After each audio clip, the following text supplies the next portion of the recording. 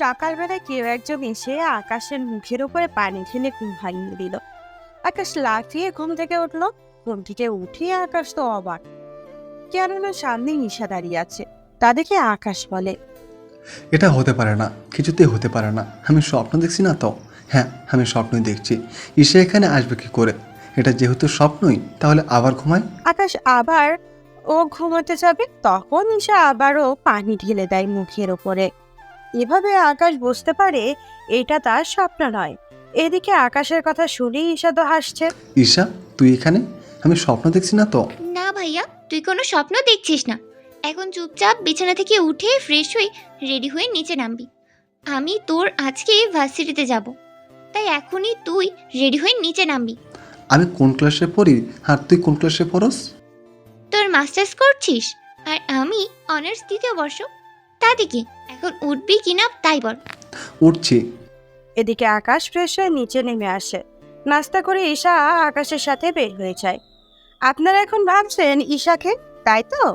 চিন্তা করবেন না, গল্পের সাথে থাকুন, বুঝতে পারবেন। ওরা ভার্সিটিতে আসলে অনেক মেয়েই আকাশের গাড়ির সামনে আসে আকাশের সাথে কথা বলার জন্য, কিন্তু ঈশাকে দেখে ওরা চলে যায় এখান থেকে। ভালোই তো মেয়ে পটিয়েছিস। আরে, ওরা জাস্ট লাইন মারার জন্য এসেছে। চল তাহলে ভিতরে নিয়ে যা আমাকে। ওই আকাশ, এক এক দিন এক এক রকম আইটেম নিয়ে ভার্সিটিতে আসিস। এই কথা বলাতে আকাশ রনির কাছে গিয়ে ওর মুখে একটা ঘুষি দেয়। এতে করে রনির মুখ থেকে রক্ত পড়তে থাকে। বলেছিলাম না, ওদের নিয়ে বাজে কথা বলবি না। এবার দেখ তোর কি হাল করি। রনি ও আকাশের মধ্যে মারামারি হতে থাকে। রনিকে বেশ মায়ের খেতে দেখে ওর সাথে থাকা বাজে বন্ধুগুলো আকাশকে মারার জন্য আসে। আকাশ ওদেরকেও মেরে সেখানে শুয়ে দেয়। প্রতিদিন মার খেতে তোর একটু লজ্জা কি লাগে না? এরপর থেকে যদি পাই। ঈশা, চল ভিতরে যাই। ওই মারামারি শেষ করে ওরা বাড়িতে চলে আসতে থাকে। বাড়ির দিকে কিছু দূর আসতেই দেখলো আরে সামিলা, ক্যারোনা রকির চাচা মিস্টার কিবরিয়া পথ আটকে দাঁড়িয়ে আছে, তাই গাড়ি থেকে নেমে ওনার সামনে যায়। মিস্টার কিবরিয়া সাহেব, আপনার ভাতিজাকে সামলান, নয়তো এভাবে প্রতিনিয়ত মার খেতে খেতে একদিন না মরে যায়। তোর সাহস দেখে আমি অবাক হয়ে যাই।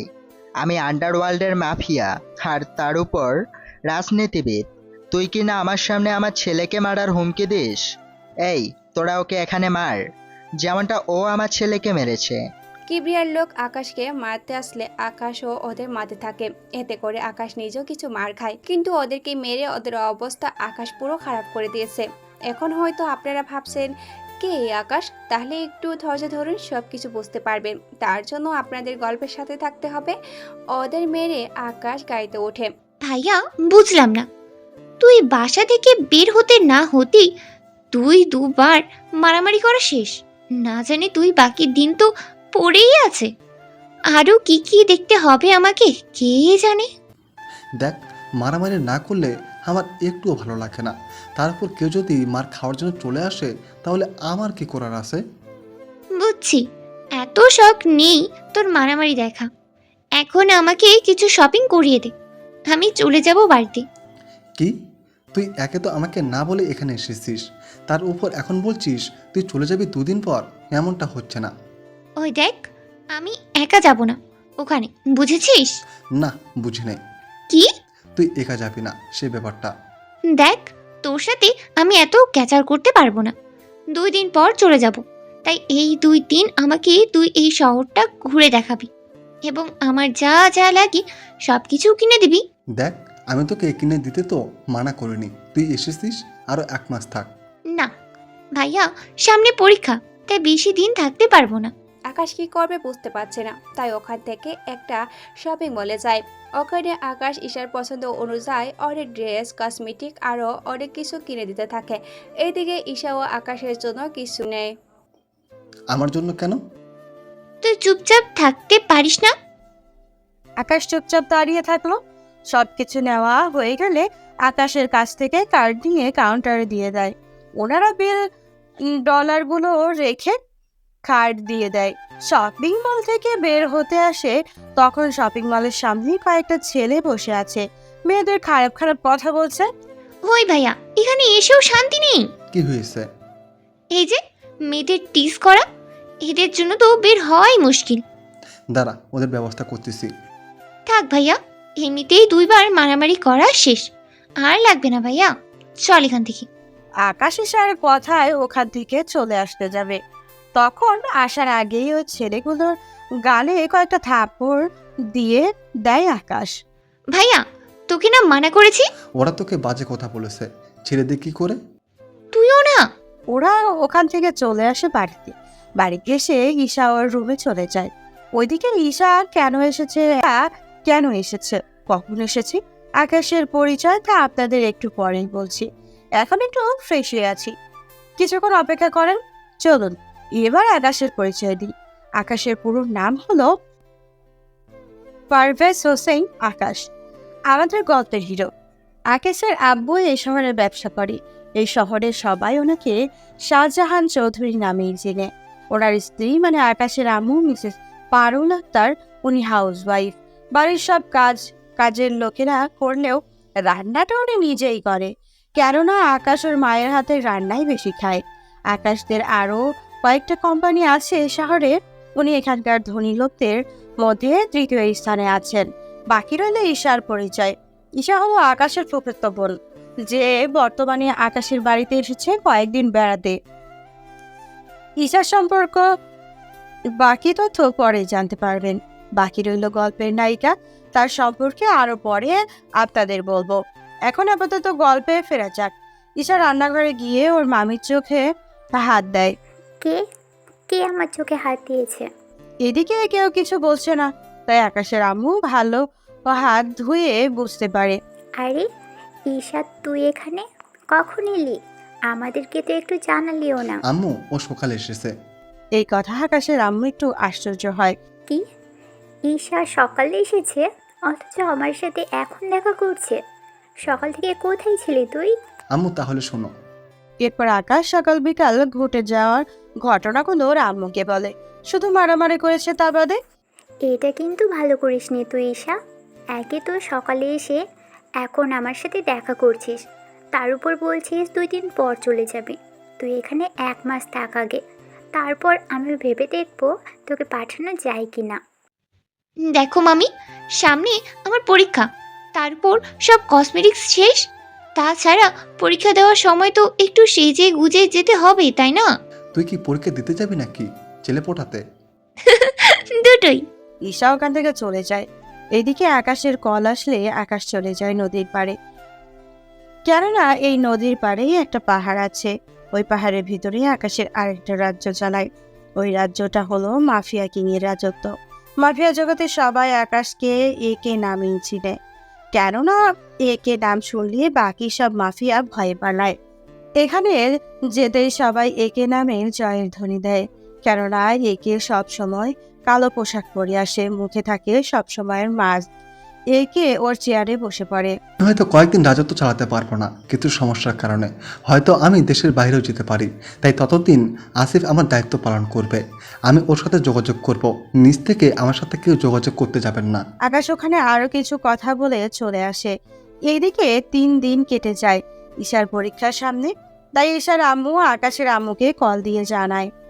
ভাবি, একটা কথা বলার ছিল। কি কথা? এরপর ঈশার আম্মু সব কথা শুনেই আকাশের আম্মু রাজি হয়ে যায়। এদিকে ঈশা নিচে নেমে আসে ওর জিনিসপত্র গুছিয়ে। আকাশের সামনে এসে বলে, ভাইয়া, আমি চলে যাচ্ছি। ঠিক আছে, সাবধানে যাবি। চল, আমি তোকে এয়ারপোর্টে দিয়ে আসি। হ্যাঁ চল। আম্মু, আমি ঈশাকে এয়ারপোর্টে দিয়ে আসতেছি। ঠিক আছে, সাবধানে যাবি। ওখানে গিয়ে কোনো মারামারি করবি না। কোন জায়গার কথা বলছো? কোনো জায়গার না। আকাশ ঈশাকে নিয়ে গাড়িতে বসে। এইদিকে ওরা কথা বলতে বলতে এয়ারপোর্টে চলে আসে। আকাশকে এয়ারপোর্টের সিকিউরিটি ও সবাই চিনে, তাই আকাশ ঈশাকে নিয়ে ভেতরে যায়। বোন আমার, সাবধানে যাবি, বাসায় গিয়ে কল দিবি। আমি তাহলে এখন যাই। তা হচ্ছে না ভাইয়া, কারণ তুইও আমার সাথে বাংলাদেশে যাবি। কি? আমি কেন যাব? তুই যাবি কিনা তা বল। এদিকে আমি ভাবতে থাকলাম, যদি না বলে দিই তাহলে ঈশা কষ্ট পাবে, আর যদি হ্যাঁ বলে দিই তাহলে ঈশা খুশি হবে। কিন্তু আমি তো পাসপোর্ট ও শার্ট প্যান্ট কিছুই আনিনি, তাই রাজি হয়ে যাওয়াটাই ভালো হবে। কি ভাবছিস? ভাবছি আমি যাব কি করে, আসার সময় তো কিছুই এনেনি। আমি জানতাম এমন কিছুই বলবি, তাই আসার সময় পাসপোর্ট নিয়ে এসেছি তোর। বাকি রইলো শার্ট প্যান্ট, ওইগুলো তোকে দেশে নিয়ে গিয়ে কিনে দিব। আকাশ কোনো উপায় না পেয়ে ঈশার সাথে চলে এলো বাংলাদেশে। কেননা ভেবেছিল কি আর হয়ে গেল কি, বাংলাদেশে আসার পর এয়ারপোর্ট থেকে বের হয়ে আসলে আকাশের ফুফু ফুফা ওনারা দুজনেই সামনে দাঁড়িয়ে আছেন। তাই আকাশ ওনাদের পায়ে সালাম করে। সত্যি আকাশ, আমাদের থেকে অনেক ভালো লাগছে, কারণ এই প্রথম তুমি বাংলাদেশে এসেছো। তাও ঈশা অনেক চালাকি করে নিয়ে এসেছে, তাও ভাবি না থাকলে তো সম্ভব হতো না। ফুপা, সেই জন্য তো বলি পাসপোর্ট ওর কাছে কিভাবে এলো, কারণ পাসপোর্ট তো আমার কাছে থাকে। ভাবি দিয়েছে, এখন কথা না বলে আয় আমাদের বাসায়। এদিকে আকাশ চলে আসে ঈশাদের বাসায়, কেননা এই প্রথম আকাশ এই বাড়িতে এসেছে। ছোট থাকতে একবার এসেছিল, যখন ঈশার বাবা মা এতটা বড় লোক ছিল না। আকাশের আব্বু ওনাদের টাকা দিয়ে সাহায্য করায় আজকে ওনারা বাংলাদেশের 100 কোটি টাকার মালিক। ফুপা, তোমাদের তো অনেক উন্নতি হয়েছে দেখছি। হ্যাঁ, তোমার আব্বু আমাদের সাহায্য করাই আজকে আমরা একটা ভালো অবস্থানে আছি। এখন ভিতরে যাই। আকাশ ওদের সাথে ভেতরে যায়। আকাশ ওদের সোফায় বসে আছে, ফুপু ফুপাদের সাথে কথা বলছে। ওইদিকে ঈশা ওর রুমে গিয়ে ফ্রেশ হয়ে নিচে আসে। ঈশা, ওকে রুমটা দেখিয়ে দে। আকাশ, তুমি ফ্রেশ হয়ে নিচে নেমে আসো, তোমার ফুপু তোমার সব পছন্দের খাবার রান্না করেছে। আচ্ছা ফুপু। আকাশ উপরে গিয়ে ফ্রেশ হয়ে নেয়। ঈশা একটা লুঙ্গি এনে আকাশকে দেয়। আকাশ ফ্রেশ হয়ে অনেক কষ্টে লুঙ্গিটা পরে বের হয়। কাজের লোক হতে যারা দেখছে তারাই হাসছে। অনেক কষ্টে লুঙ্গিটা ধরে আকাশ খাবার খেয়ে নেয়। খাবার খেয়ে আকাশ ঘুমিয়ে পড়ে, কেননা রাত 11টা বেজে গিয়েছে। পরের দিন সকালে আকাশ ঘুম থেকে উঠে দেখে ওর পরনে লুঙ্গি নেই, তাই তাড়াতাড়ি করে লুঙ্গি খুঁজে পরে নেয়। এদিকে ঈশা তো দরজা খোলার জন্য তাগাদা দিয়েই চলেছে। আমি 30 মিনিট পর আসতেছি। ভাগ্য ভালো লুঙ্গির ভিতরে, উপরে নয়, নয়তো মান ইজ্জত সব শেষ হয়ে যেত। ঘুম থেকে উঠে আকাশ ফ্রেশ হয়ে নেয়। ফ্রেশ হয়ে নিয়ে নিচে নামে। ওখানে আকাশের ফুপা ও ফুপু ঈশা ছিল। তা আকাশ এখানে থাকতে তোর কোনো অসুবিধা হয়নি তো? কি যে বলো না ফুপা, অসুবিধা হবে কেন? এখন অসুবিধা হচ্ছে এই লুঙ্গিটা নিয়ে, এটা সামলাতে তো অনেক কষ্ট। আকাশের কথা শুনে বাকিরা হেসে দেয়। চিন্তা করিস না ভাইয়া, তোকে আজকে আমাদের এখানে বড় শপিং মলে নিয়ে যাব। ওখান থেকে তোর জন্য ভালো ভালো দেখে পোশাক কিনে দিব। তা না হয় ঠিক আছে, কিন্তু তুই এখানে কেন এমন পোশাকে কই যাবি? তোকে তো বলাই হয়নি, আমি ভার্সিটিতে যাব, তাই তুইও আমার সাথে যাবি। ঠিক আছে, কিন্তু শপিং? আচ্ছা চল। ঈশা আকাশকে নিয়ে শপিং মলে যায়। ওখানে আকাশের পছন্দ অনুযায়ী আকাশের সব কেনা হয়ে গেল। ঈশা চল, হয়ে গেছে। আচ্ছা চল। এদিকে আকাশ শপিং মল থেকে বের হতে যাবে, তখন একটা মেয়ের সাথে ধাক্কা খায়। আকাশের ফোন পড়ে যায় হাত থেকে। ভিড়ের মধ্যে মেয়েটা আকাশের মোবাইল তুলে দেয়। মোবাইল তুলে দেওয়ার সময় আকাশ মেয়েটার হাতে একটা ট্যাটু দেখে। ট্যাটু দেখতে অনেক সুন্দর, তবে রং দিয়ে আঁকা হয়েছে। ভিড়ের মধ্যে আকাশ মেয়েটিকে হারিয়ে ফেলে। ওখান থেকে বের হয়ে আকাশ চলে আসে ঈশাদের ভার্সিটিতে। ভার্সিটির গেট দিয়ে ঈশা ওর গাড়ি নিয়ে ঢোকে। এখন অনেক ছেলে ঈশার দিকে তাকিয়ে থাকে, কেননা ঈশা কম সুন্দরী না। কলেজের 40% ছেলেই ঈশাকে পছন্দ করে। ওরা গাড়ি থেকে বের হওয়ার আগে আকাশের চোখে চারদিকে সব ছেলেরা ওদের দেখছে। এদিকে আকাশের মেজাজ তো অনেক খারাপ। প্লিজ ভাইয়া, এখানে এমন কিছুই করিস না। এখানে ভালো ছেলেদের সাথে খারাপ ছেলেরা ও থাকে। এখানে রাজনীতি পাওয়ারের কারণে ওরা এসব করতে সাহস পায়। তাছাড়া তুই এখানে এসেছিস আমার সাথে ঘুরে দেখবি, কোনো ঝামেলা করার দরকার নেই। ওই দেশে তোকে সবাই চেনে, কিন্তু এখানে কেউই চেনে না। এইদিকে আকাশ ভাবে, এখানে এমন কোনো মাফিয়া নেই যে আমার নাম শুনেনি। নাম এখন। নামছি। আকাশ ও ঈশা একসাথে নামে। তখন অনেক ছেলে মেয়ে ওদের দিকে তাকিয়ে আছে। ভাই দেখছিস ওরা কেমন করে তাকিয়ে আছে? ওদের দিকে না তাকিয়ে ক্লাসের রুমে চল। আকাশ ঈশার সাথে ওর ক্লাসরুমে চলে যায়। এইদিকে আকাশ বসে আছে ছেলেদের সাথে। তখন ওরিকে রুমে ঢুকতে থাকে। হঠাৎ একটা ছেলে মার খেতে খেতে রুমে আসে, আর ওই ছেলেটাকে মারছে একটা মেয়ে। এই মেয়েটার নাম হচ্ছে রোজা চৌধুরী। রোজা ক্লাসরুমের ভিতরে আসে। প্লিজ ভাইয়া, আমাকে ওর হাত থেকে বাঁচান। ওরা আপনাকে মারছে কেন? কয়েকটা ছেলে ইচ্ছে করে ওর গায়ের উপর আমাকে ফেলে, তাই মেয়েটা আমাকে। বুঝতে পেরেছি।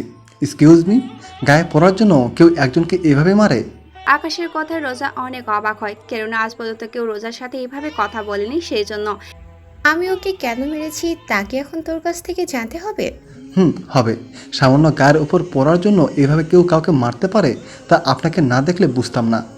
তোর দেখি অনেক দরদ, তোকেও এর সাথে মনে হয় মারতে হবে। এইদিকে ঈশা ব্যাপারটা বুঝতে রোজা বলে যাতে ওর ভাইকে কিছু না করে। এইদিকে ঈশার একটা ভাই আছে, তার সবাই আজকে জানলো। বাহ ঈশা, বাহ, তোর এমন একটা ভাই আছে, আগে তো দেখলাম না। তা কবে এটাকে আমদানি করলি নাকি? রোজা কথাটা বলে হাসতে যাবে, তার আগে আকাশের হাতে গিয়ে রোজার গালে পড়ে।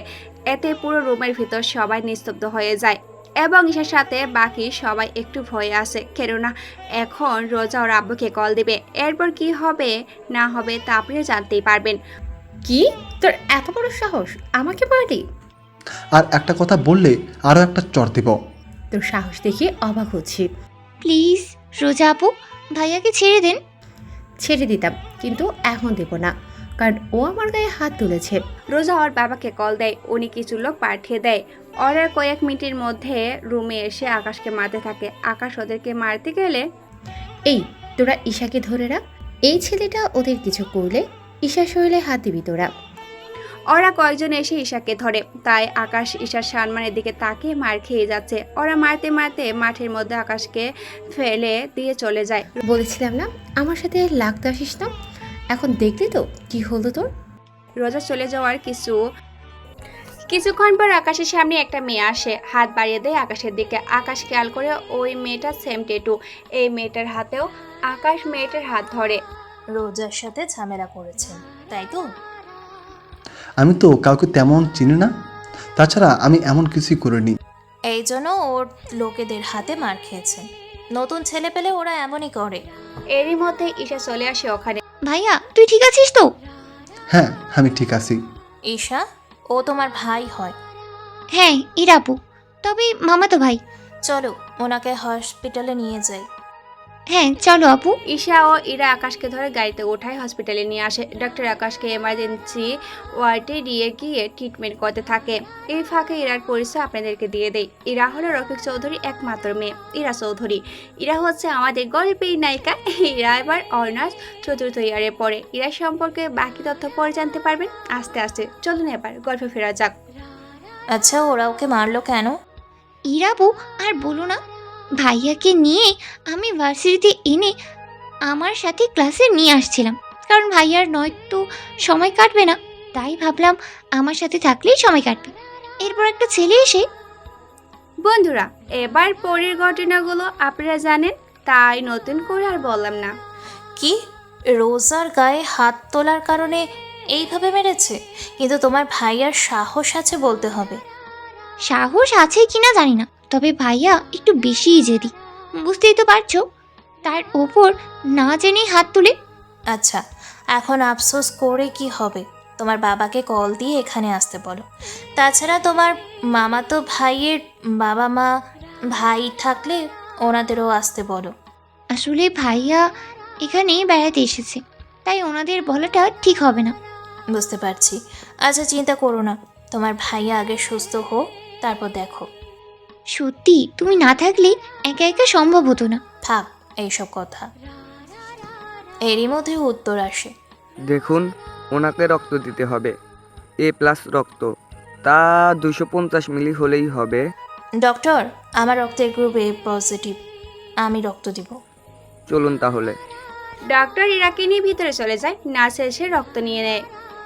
এরপর আকাশের শরীরে রক্ত দেওয়া হয়। 1 ঘন্টা পর ওরা আকাশকে নিয়ে বাড়িতে চলে আসে। ঈশের সাথে ইরাও আসে বাড়িতে। ইরাও এই বাড়িতে আরও অনেকবার এসেছে, তাই ওর এতটা লজ্জা পায় না। কি হয়েছে আকাশে? তেমন কিছু না। ইরাপু, তুমি ভাইয়াকে একটু ধরে উপরে নিয়ে যাও, আমি কিচেন রুম থেকে আসতেছি। এইদিকে ইরা আকাশের হাত ওর কাঁধের উপর দিয়ে নেয়। আকাশের কোমরে হাত দিয়ে ধরে ওপরে নিয়ে যেতে থাকে। রুমে নিয়ে ইরা আকাশকে বিছানায় শুয়ে দিতে গেলে আকাশের ভারে ইরাও আকাশের উপর পড়ে যায়। ঈশা রুমে এসে দেখে ইরা আকাশের বুকের উপর। ইরা আপু, ঘুমানোর ইচ্ছে হলে বিছানায় শুইতে, কিন্তু তুমি তো। চুপ, আমি কি ইচ্ছে করে? থাক আপু, এখন ভাইয়ার শার্ট চেঞ্জ করে দিতে হবে। এইগুলো চেঞ্জ করবে কবে? ও আপু, তুমি শুধু ভাইয়াকে উঠিয়ে ধরে রাখবে, আমি শার্ট খুলে রেখে দিব। আচ্ছা। ইরা ধরে রাখে ঈশা শার্ট খুলে রাখে। ইরা এবার আকাশের বুকের দিকে তাকায়। 6 ফিট বডি, তার উপর অনেক সুন্দর চেহারা, সাথে বডি। আপু, এমন করে দেখলেই নজর লেগে যাবে। আমার কথায় হীরা চোখ পেরিয়ে নেয় আর অনেক লজ্জা পায়। চলো আপু, লজ্জা পেতে হবে না, ভাইয়া ঘুমাক, আমরা কিছুক্ষণ কথা বলি, তুমি দুপুরে খেয়ে তারপর বাসায় যাবে। আমাকে তাড়াতাড়ি যেতে হবে। কোনো কথা হবে না, চলো আমার সাথে। ইরা কোনো উপায় না পেয়ে চলে আসে ইরার সাথে। ওখানে ওরা গল্প করতে থাকে। এভাবে কিছুক্ষণ যাওয়ার পর দুপুরে খাওয়ার সময় আসে। তখন ইরা ও ঈশা খাবার খেয়ে নেয়। খাবার খাওয়া শেষ হলে ঈশা আকাশের রুমে এবং ওকে গিয়ে খাইয়ে দেয়, সাথে ঔষধও খাইয়ে দেয়। ঔষধ খেয়ে আকাশ ঘুমিয়ে পড়ে। এইদিকে ঈশা ও ইরা কথা বলতেছে। আচ্ছা ঈশা, তোমার ভাইয়া কোথায় থাকে আর পরিবারে কে কে থাকে? আসলে ভাইয়াকে আমি নিয়ে এসেছি, সামনে পরীক্ষা তো, সেই জন্য ভাইয়া আমাকে পড়া বুঝিয়ে দেবে, কিন্তু আমি ক্লাস করার জন্য তো ভার্সিটিতে যেতে হবে, কিন্তু ভাইয়া একা একা, তাই আমার সাথেই নিয়ে গেছি। বুঝতে পারছি, কিন্তু এরপর থেকে ভার্সিটিতে গেলে আবার তো মারবে। আপু, তোর তো কোনো কাজ নেই, তাই বলছিলাম কি, ভাইয়াকে যদি তোমার সাথে আমাদের শহরটা ঘুরিয়ে দেখাতে, তাহলে সময়ও কাটতো। কিন্তু ঈশা, তুই তো জানিস আমি ছেলেদের একদম বিশ্বাস করতে চাই না। এদের সুযোগ দিলেই গায়ে দেওয়া শুরু করে দেয়। চিন্তা করো না ইরা আপু, আমার ভাইয়া অন্য সবার মতো না, তুমি ভাইয়ার সাথে ঘুরলেই বুঝতে পারবে।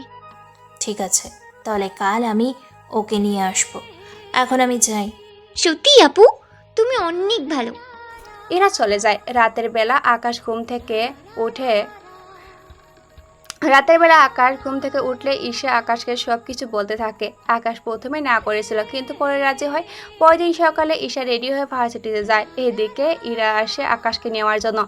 আকাশ ইরার সাথে বেরিয়ে পড়ে, তবে সাথে কোনো গাড়ি নেয়নি, কারণ গাড়ি হলে ঘুরে মজা পাবে না। ওরা একটা রিক্সা ডেকে নেয়।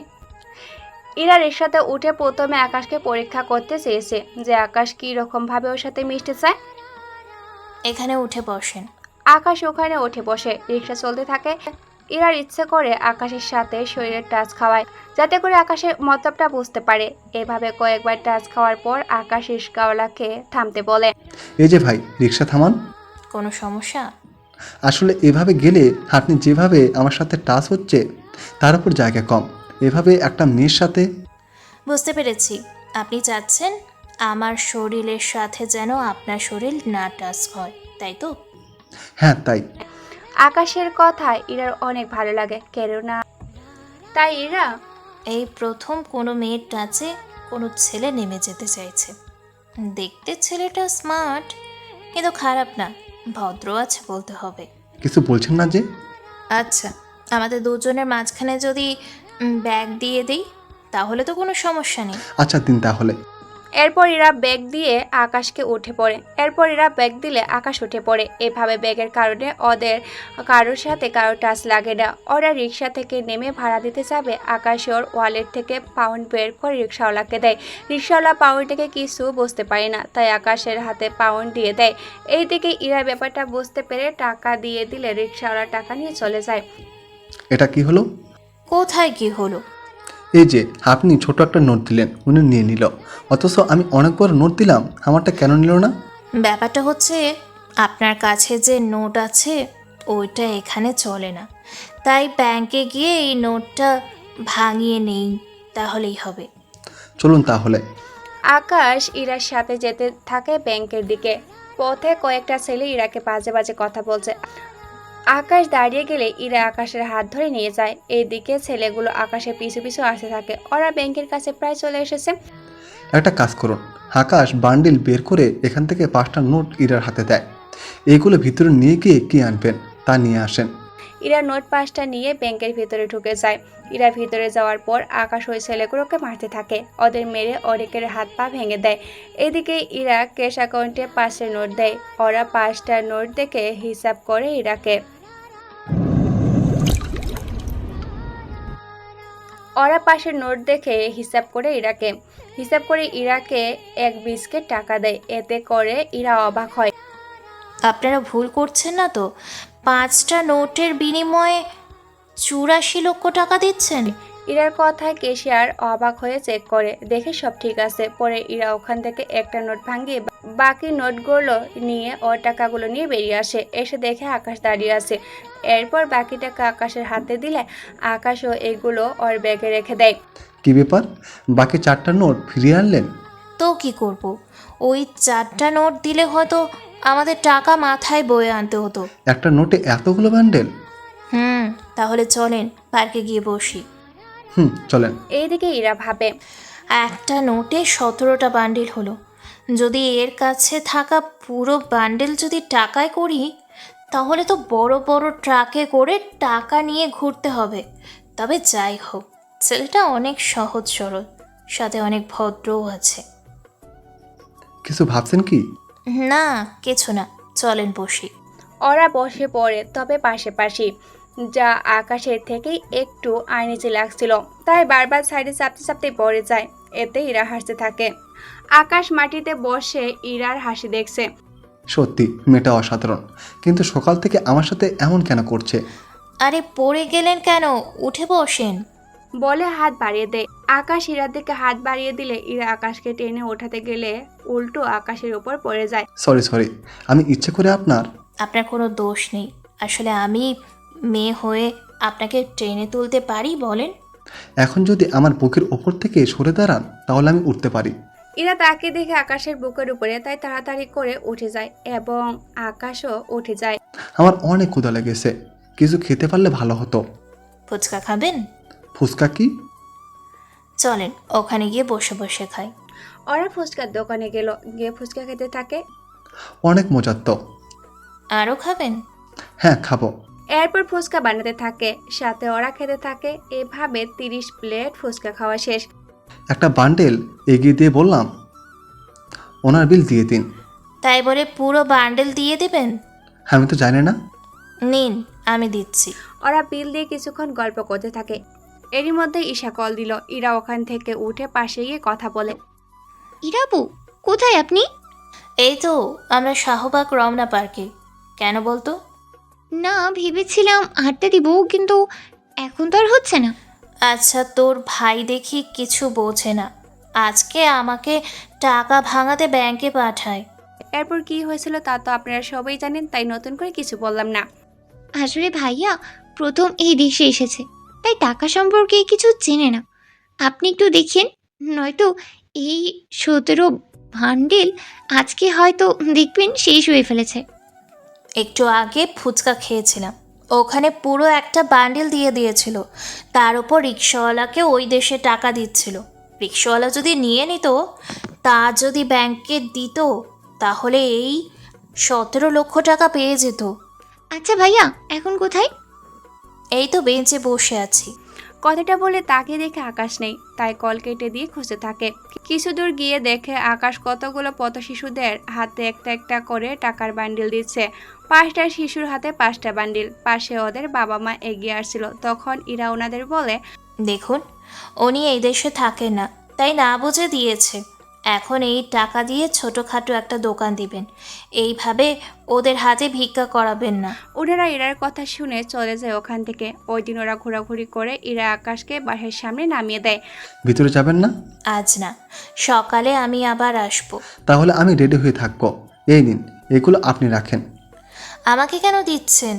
আসলে আমি তো জানি না কি করে খরচ করতে হয়, তাই আপনি সাথে থেকে খরচ করবেন। আমি কিছুটা রেখেছি নিজের কাছে। একটা বান্ডেল দিয়ে বাকিগুলো বাসায় রেখে দেবেন, আর আপনি একটা বান্ডেল নিয়ে কাল বের হবেন। আচ্ছা, তাই হবে। আকাশ বাসার ভিতরে ঢুকে নিজের রুমে গিয়ে ফ্রেশ হয়। অন্যদিকে ইরা ওর বাসায় চলে আসে। আকাশ সন্ধ্যার সময় নিচে নামে। ফুপু, কিছু খেতে দাও। অনেক খিদে পেয়েছে তোর? তাহলে বস, আমি খাবার দিচ্ছি। দাও। সন্ধ্যাবেলা আকাশ নাস্তা করে বের হয়ে একটু আশেপাশে দেখবে বলে বাড়ি থেকে বের হয়ে রাস্তার মাঝে আসে। তখনই রোজার সাথে আকাশের দেখা হয়। কি রে, এত তাড়াতাড়ি কি করে ভালো হয়ে গেলি? কেন, খারাপ থাকলে খুশি হতেন নাকি? এই, তুই আবারও শুরু করে দিয়েছিস? ওই দিন আমার বোনের জন্য কিছু করিনি, আজকে যদি কিছু করার চেষ্টা করেছিস তো এখানে তোকে উচিত শিক্ষা দেব। আকাশের কথা শুনে রোজা হাসতে থাকে। কি, তুই আমাকে মারবি? এত সাহস তোর? তুই জানিস না আমি কে, কি করতে পারি আমি? হ্যাঁ, তুই জানিস না আমি কে, তা এখন পথ আটকে না দাঁড়িয়ে সামনে থেকে সরেন। বুঝেছি, আজকেও তোকে একটা মার দিতেই হবে। এই, তোরা ওকে খাতির যত্ন কর। রোজার কথায় ওর লোকজন আকাশকে মারতে আসে, কিন্তু আজকে ওদের সবাইকে মেরে মেরে ওখানে শুয়ে দেয়। ওরা অনেক চেষ্টার পরও কোনো কিছু করতে পারেনি, সবাই মার খেয়ে মারতে শুয়ে আছে। বলেছিলাম না আমার পিছনে লাগতে আসবেন না, এখন বুঝতে পারছেন আমি কি জিনিস? এবার আপনার পালা। আমার পালা মানে? বারে, ওই দিন যা পারেননি তা আজকে তো করতে হবে। কি করবেন? আকাশ রোজার সামনে আসে, ওখানে এসে রোজাকে আবারও একটা থাপ্পড় দেয়। থাপ্পড় খেয়ে রোজা গালে হাত দিয়ে দাঁড়িয়ে আছে। ওই সময় ওখানে রকি আসে। আপনারা হয়তো অনেকেই রকিকে ভুলে গেছেন। রকি হচ্ছে সেই ছেলে যাকে মারার জন্য আকাশ ওদের সাথে মারামারি করে। ভাইয়া, আপনি এখানে? আর রোজা আবু, আপনি এখানে? ওই, আমি এখানে কি জন্য এসেছি তা কি তোকে বলতে হবে? না আবু, আমি তো এমনি এমনি বললাম। ভাইয়া, আপনি এত রাতে এখানে? তার উপর রোজা আপু, আপনাকে কিছু করেনি তো? আমার কিছু হয়নি, তুমি এখন যাও। রকি ওখান থেকে চলে যায়। রকি চলে যাওয়ার পর আকাশ রোজার কাছে যায়। তাহলে একটা কথা বলি, মেয়ে হয়ে এসব কথা ঠিক না, মেয়েদের শাড়িতেই মানায়, এসব ড্রেসে না। তাই ভালো হয়ে যান, এসব মারামারি করে কী লাভ আপনাদের? শুধু একটু পাওয়ার ছাড়া জীবনে কিছু পাবেন না। তার উপর সবাই আপনাকে খারাপ ভাববে, এতে করে আপনার কাছের লোকগুলো আপনাকে খারাপ চোখে দেখবে। আমি যা বলেছি ওই কথাগুলো একটু ভেবে দেখবেন। আকাশ ওখান থেকে চলে যায়। এইদিকে রোজা ভাবতে থাকে, কে এই ছেলে যে আমাকে একটুও ভয় পায় না? ঈশা তো বলেছিল ওর মামাতো ভাই, কিন্তু এই ছেলেকে দেখে তো একটু আমাদের দেশের মনে হচ্ছে না। তাহলে কি রহস্য আছে এই ছেলের মাঝে, যা আমাকেই খুঁজে বের করতে হবে। রাতে আকাশ বাড়ি ফিরে আসে। ফিরে এসে ঈশার সাথে কথা বলতে থাকে। কেননা আজকে কি করছে না করছে সব রকমের কথা আকাশ ইরাকে বলতে থাকে। অন্যদিকে ইরা নিজের রুমে বসে বসে ভাবতে থাকে। সেটা আসলেই অনেক সহজ সরল, কোনো মারামারি করে না, নয় কোনো মেয়ের প্রতি এত ইন্টারেস্ট নেই, যা আজকে আকাশের কথায় ও আচরণেই বোঝা যায়। সত্যি ছেলেটা অনেক ভালো। ইরা কথাগুলো বলতে থাকে, তখনই এই শোনো না, প্রতিদিন ভালোবাসার নতুন নতুন গল্প পেতে ও শুনতে চাইলে আমাদের আলোর ডায়েরি চ্যানেলটি সাবস্ক্রাইব করে পাশে থাকা বেল আইকনটি বাজিয়ে দিও, কেমন? ইরা কথাগুলো বলতে থাকে, তখনই ইরার বাবা সব কথা শুনে ফেলে। উনি সব কথা শুনে ইরাকে বলে, কী রে মা, কোন ছেলে ভালো? কোনো ইন্টারেস্টিং নেই, কিছুই তো বুঝলাম না। তোমাকে কিছু বলতে হবে না আব্বু, অনেক রাত হয়েছে, তুমি এবার ঘুমাও। আমি তোকে একটা কথা বলার জন্য এসেছি। কি কথা আব্বু? কাল তোকে দেখতে পাত্রপক্ষ আসবে, তাই তুই কালকে বাড়িতেই থাকবি। কিন্তু আব্বু। দেখ, ছেলে ভালো, অনেক বড় কোম্পানিতে কাজ করে, তোকে সুখেই রাখবে। বিয়ের পর তোর পড়াশোনা শেষ করার সুযোগ ও দেবে। কিন্তু আব্বু, ওদের কি আমায় পছন্দ হবে? হবে, তুই কাল তৈরি হয়ে থাকিস। ঠিক আছে আব্বু। তাহলে আমি আসি, তুই ঘুমা। এদিকে ইরার আব্বু চলে গেল। ইরা ঈশাকে কল দিয়ে জানিয়ে দেয় কাল আসতে পারবে না। পরের দিন সকালে আকাশ বসে আছে, কিন্তু এখন ইরা আসেনি। তাই আকাশ অপেক্ষা করতে থাকে। সকাল 11টা বাজে ইরা না আসায় ঈশার কাছ থেকে ঠিকানা নিয়ে বেরিয়ে পড়ে ইরাদের বাড়িতে। ওখানে গিয়ে দেখে ইরা বসে আছে আর ওর পাশে কিছু লোক বসে আছে। আকাশ বুঝতে পারছে না এখানে কি হচ্ছে, কারণ সব দেশে তো সব রকমের হয় না। তাই আকাশ ইরার সামনে গিয়ে বলে, আপনি এখানে? আমি সে 1 ঘন্টা ধরে বাসায় অপেক্ষা করে বসে আছি, কিন্তু আপনি না আসায় ঈশার থেকে ঠিকানা নিয়ে এখানে চলে আসি। এখানে এসে দেখি এখানে শাড়ি পরে বসে আছেন, কোথাও যাচ্ছেন নাকি? এদিকে ওখানে থাকা কেউই কিছু বুঝতে পারছে না কি হচ্ছে এখানে, কেই বাই ছেলে। সবার সামনে এখন এই প্রশ্নটা ঘুরপাক খাচ্ছে। এই ছেলে কে তুমি? আমার মেয়েকে কি করে চেনো? আমি আকাশ, ইরা আমার সাথে ঘুরতে যাওয়ার কথা, কিন্তু না আসায় আমি চলে এসেছি। কিন্তু আপনারা এভাবে বসে আছেন কেন? কোথাও বের হবেন নাকি? এই ছেলে, তুমি কি কিছু বোঝো না এখানে কি হচ্ছে? আব্বু ও এইগুলো বোঝে না। মানে? মানে ও আমাদের দেশে থাকে না, তাই এখানকার রীতিনীতি ও কিছুই জানে না। আসলে ও ঈশার মামাতো ভাই।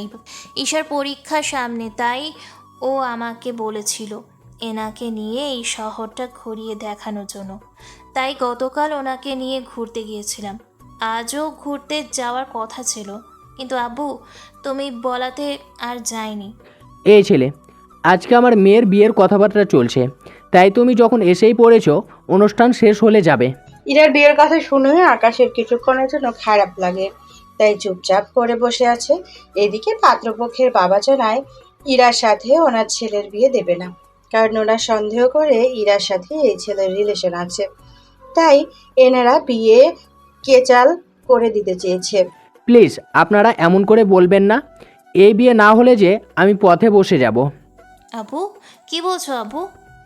ঠিকই বলেছি, আমি ওনাদের থেকে 35 লক্ষ টাকা নেই ব্যবসার জন্য। ওনারা তোকে আমার সাথে একদিন দেখেছে, তাই ওরা এত বড় লোক। ওনারা জানিয়েছে ওনার ছেলের সাথে যদি তোর বিয়ে দেই তাহলে ওনারা এই 35 লক্ষ টাকা নেবে না। এখন বিয়ে না হলে তো দেখুন প্লিজ, আপনারা বিয়ে ভাঙবেন না। এই বিয়ে না চলে আমার বাবা এতগুলো টাকা কি করে দিবে? হীরা অনেক রিকোয়েস্ট করার পর ওর বাবা কোনো কথা শুনলো না। তখন আকাশ বলে, দেখুন, আমার জন্য আপনাদের মধ্যে ঝগড়া হচ্ছে, এটুকু আমি বুঝতে পেরেছি।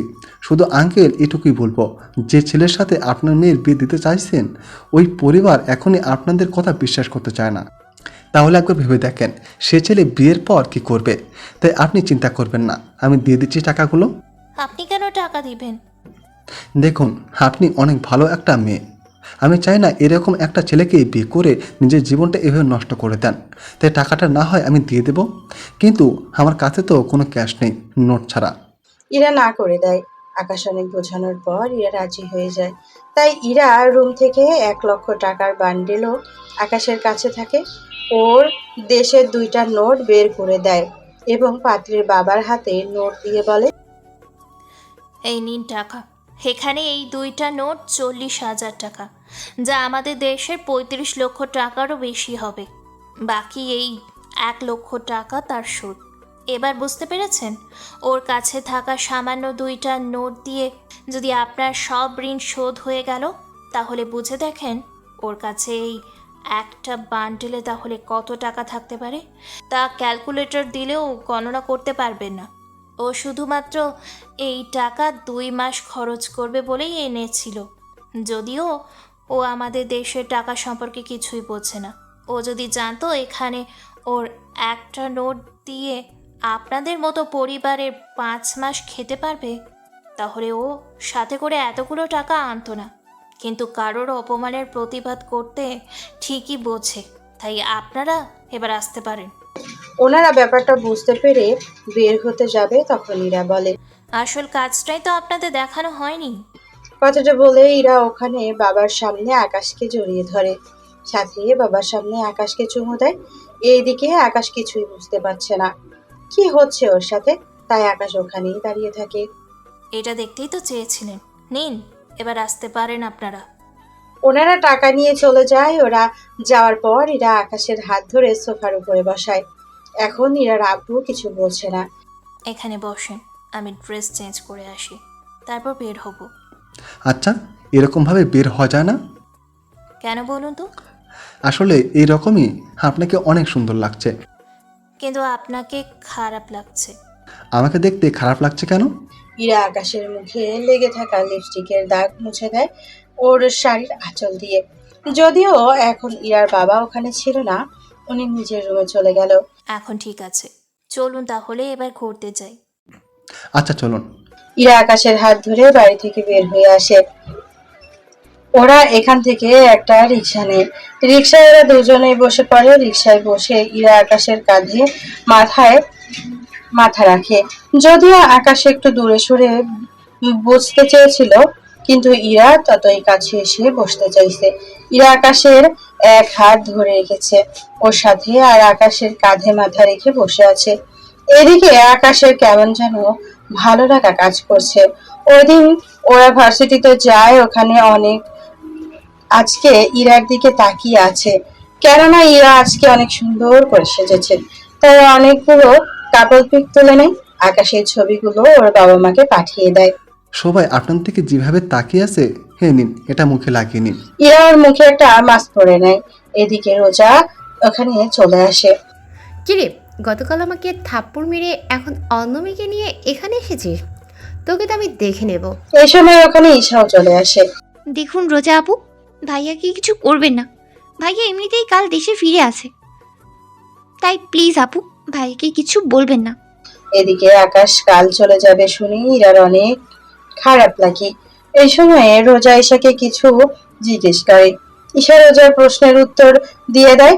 আকাশ ওই দিন ইরাকে ওদের বাড়িতে পৌঁছে দিয়ে চলে আসে ওর ফুপুর বাসায়। ওখানে আকাশ নিজের সবকিছু গুছিয়ে নেয়, কেননা কাল চলে যাবে সেই জন্য। এদিকে ইরা তো ওর রুমে কান্না করতে করতে শেষ, কেননা আকাশ চলে গেলে কবে আসবে তা আকাশ নিজেও জানে না। পরের দিন সকালে আকাশ ইরাদের বাড়িতে আসে। ওখানে আকাশকে দেখে ওনারা একটু অবাক হয়। আকাশ ওনাদের সবাইকে ডেকে নিয়ে সবার সামনে বলে, আঙ্কেল আন্টি, আমি ইরাকে আঙ্কেল আন্টি আমি ইরাকে আমার সাথে নিয়ে যেতে এসেছি আমার দেশে। ও আমার সাথে ওখানে থাকবে, আর আমি ওকে বিয়ে করতে চাই। এখন আপনারা রাজি থাকলে আমি আজকে ওকে নিয়ে যাব। ইরা রাজি থাকলে আমার কোনো আপত্তি নেই, কিন্তু বিয়ের আগে তোমার সাথে ওই বাড়িতে থাকলে লোকে। আঙ্কেল, আমাদের ওখানে কোনো সমস্যা নেই। তাছাড়া ওখানে ও আম্মুর সাথে অথবা একা একটা রুমেও থাকতে পারবে। ঈশার পরীক্ষা শেষ হতে আরও 10 দিন বাকি আছে। 10 দিন পরেই আমাদের বিয়ে হবে। আপনারা দুজন ঈশার সাথে কথা বলে পুপু ও ফুপা ওনাদের সাথে করে চলে আসবেন আমাদের বাড়িতে। আর আমি ওকে এখন নিয়ে যাব। এখানে থাকলে ওই ছেলেটা ইরার ক্ষতি করতে পারে। এদিকে ইরা রাজি হয়ে যায়। ইরা ও সব জামা নিয়ে আকাশের সাথে বেরিয়ে পড়ে। ওদের বিদায় জানানো বাড়ির সবাই এয়ারপোর্টে চলে এসেছে। ইরা ওর বাবাকে ধরে কান্না করেছিল। দেরি হয়ে যাওয়াতে আকাশ ইরাকে নিয়ে ভেতরে গিয়ে সবকিছু ঠিক করে ওরা প্লেনে গিয়ে বসে। প্লেনে ওরা অনেক গল্প করতে থাকে। সবকিছু শেষ হতে হতে ওরা চলে আসে আমেরিকায়। ওখানে এয়ারপোর্টে 5টা গাড়ি এসেছে আকাশদের নিয়ে যাওয়ার জন্য। আকাশ, এতগুলো গাড়ি কেন? বারে, গাড়ি না থাকলে যাব কি করে? তাই বলে এতগুলো গাড়ি? এতগুলো গাড়ি শুধু তোমার জন্য।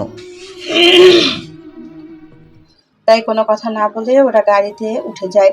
গাড়ি চলতে থাকে। ইরা আকাশকে জড়িয়ে ধরে ওর কাঁধে মাথা রাখে। এভাবে ইরা ঘুমিয়ে যায় কিছুক্ষণের জন্য। 1 ঘন্টা পর ওরা একটা রেস্টুরেন্টে আসে। এসে নামে। ইরা ঘুম ভাঙায় আকাশ। আমরা কি চলে এসেছি? না, তাহলে এখানে এসে থামলে যে? এখান থেকে কিছু খেয়ে তারপর আবার রওনা দিব। আর 2 ঘন্টা লাগবে যেতে। তাই ভাবলাম কিছু খেয়ে যাই। তার উপরে সন্ধ্যা হয়ে গিয়েছে।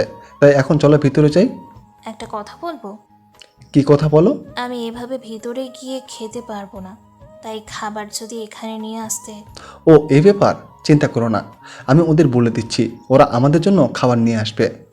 তুমি এখানে কেন খাবে? তুমি ভিতরে খেয়ে আমার জন্য খাবার নিয়ে আসো। তুমি যখন ভিতরে খাবে না তখন আমি আর গিয়ে কি করব? তাই কোনো কথা না। ওদের খাবার আনতে বললে ওনারা প্রয়োজনীয় সবকিছু নিয়ে আসে গাড়িতে। গাড়িতে ওরা দুজনে খেতে থাকে। আকাশ ইরাকে খাইয়ে দিচ্ছে আর ইরা আকাশকে। ওরা দুজনকে খাওয়ানো শেষ হলো। আচ্ছা, তোমার বাবা মা কি আমাকে পছন্দ করবে? ওনারা পছন্দ করেছে বলেই তো তোমাকে বাসায় নিয়ে যাচ্ছি। কি? ওনারা কখন দেখলো আমাকে?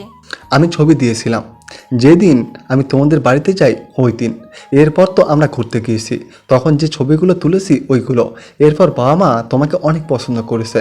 আমি তো ভেবেছি আমি এখানে এসে ঈশার পরীক্ষার পরে গিয়ে তোমাকে নিয়ে আসবো, কিন্তু তা তো আর হলো না। তাই ভাবলাম তুমি রাজি হলে আজকে নিয়ে আসবো। প্ল্যানিং তাহলে আগে থেকেই করে রেখেছো?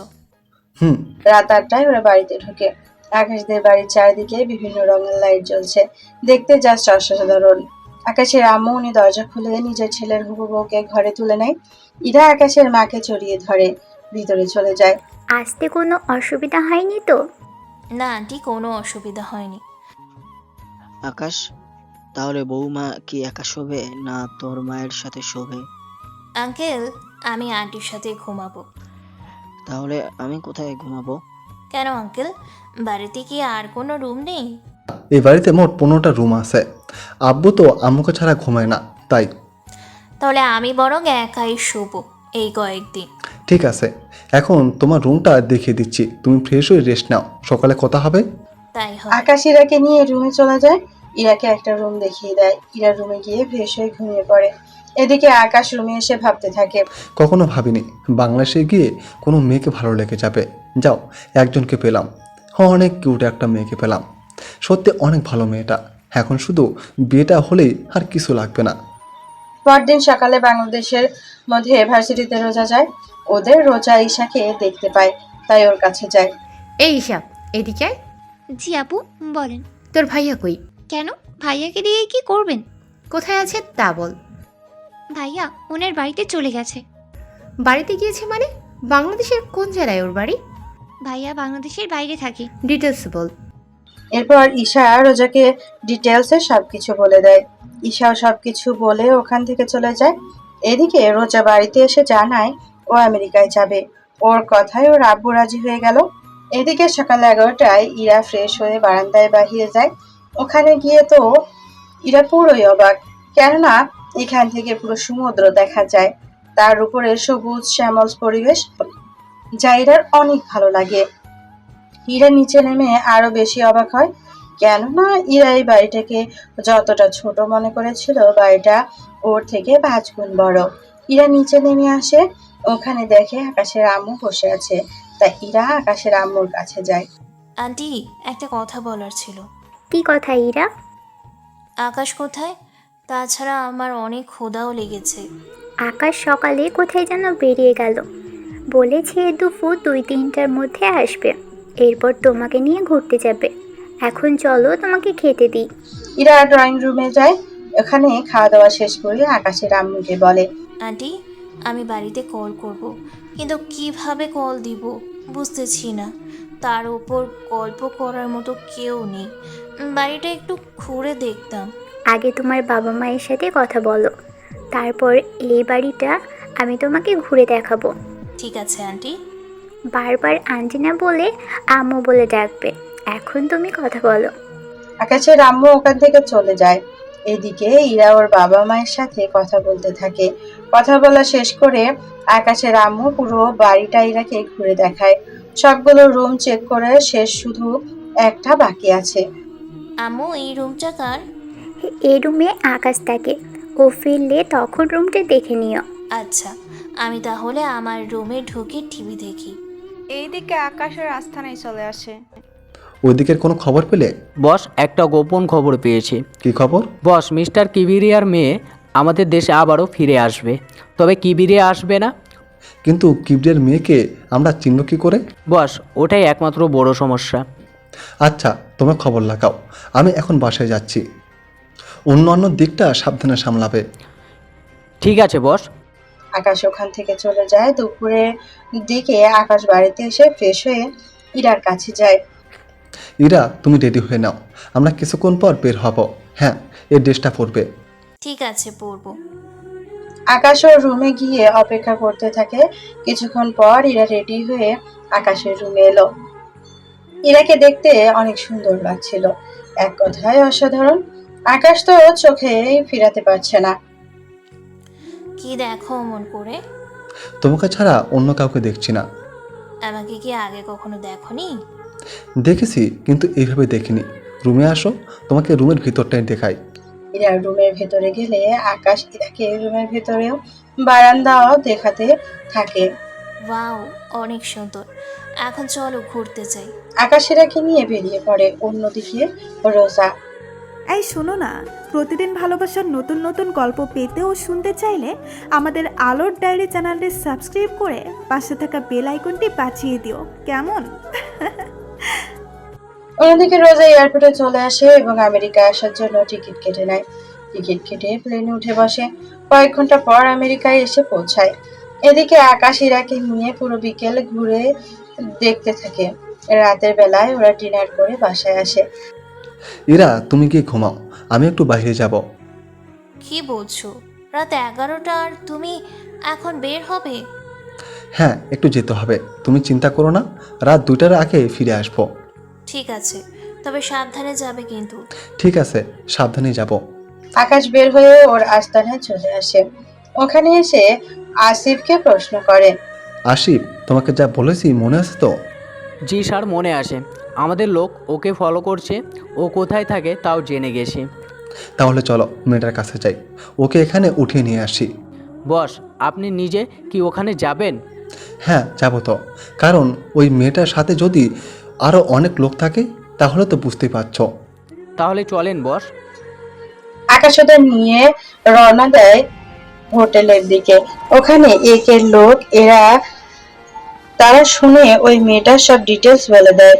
ওরা ওই রুমের সামনে চলে আসে। দরজা খুলে ভেতরে ঢুকে আকাশ রোজাকে দেখতে পায়। রোজাকে দেখে কি বলবে আকাশ কিছুই বুঝতে পারছে না। এদিকে রোজা বলে ওঠে। আপনারা কারা? এখানে কি করে এলেন? তার আগে এটা বল, তুই এখানে কেন এলি? আমি একজনকে ভালোবাসি, তার জন্য আমি এখানে এসেছি। নাম কি তার? কোথায় থাকে? দেখুন, আমি এর চেয়ে বেশি কিছু জানি না।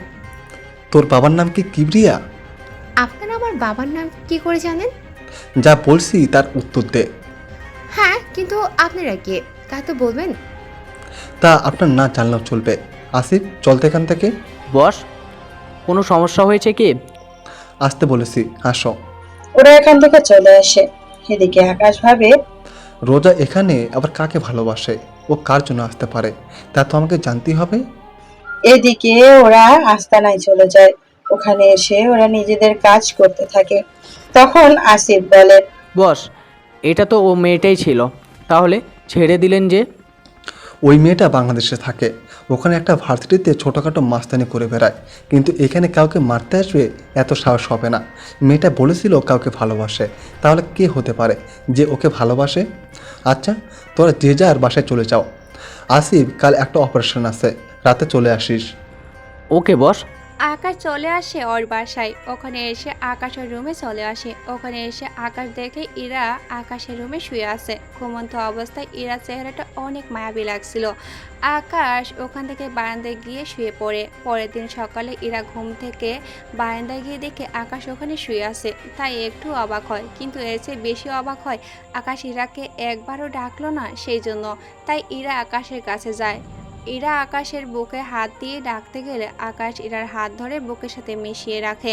এতে ইরা অনেক সাবধানে হাত ছাড়ানোর ব্যবস্থা করে, কিন্তু তাতে কোনো লাভ হলো না। কিছুক্ষণ পর সূর্য আলো পড়ায় আকাশের ঘুম ভেঙে যায়। ঘুম থেকে উঠে আকাশ দেখে ইরার হাতও ধরে আছে, তাই তাড়াতাড়ি করে ছেড়ে দেয়। আমি বুঝতে পারিনি। কোনো ব্যাপার না, তুমি এখানে কেন ঘুমিয়েছো?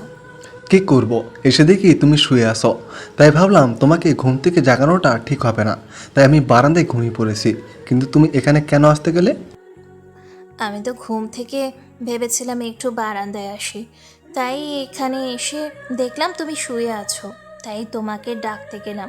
অমনি তুমি আমার হাত। আচ্ছা, তুমি ফ্রেশ হয়ে নাও, তোমাকে আমার ভার্সিটিতে নিয়ে যাব। সত্যি? হ্যাঁ, তাহলে যাও, এখন ফ্রেশ হয়ে নাও। ইরা ফ্রেশ হতে চলে গেল।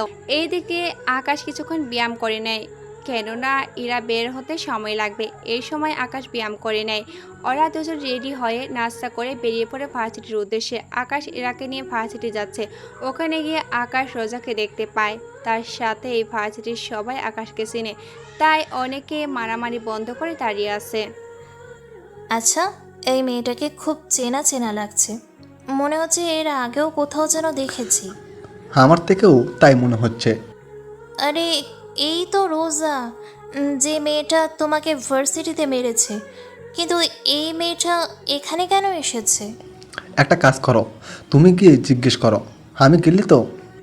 তুমি কি এখনো ভয় পাচ্ছ নাকি? এটা তোমার ভার্সিটি, এখানে তোমাকে ভয় পেতে হবে না। ঠিক আছে, আমি তোমার সাথে যাব, কিন্তু তুমি ওর সাথে কথা বলবে, ঠিক আছে? ঠিক আছে।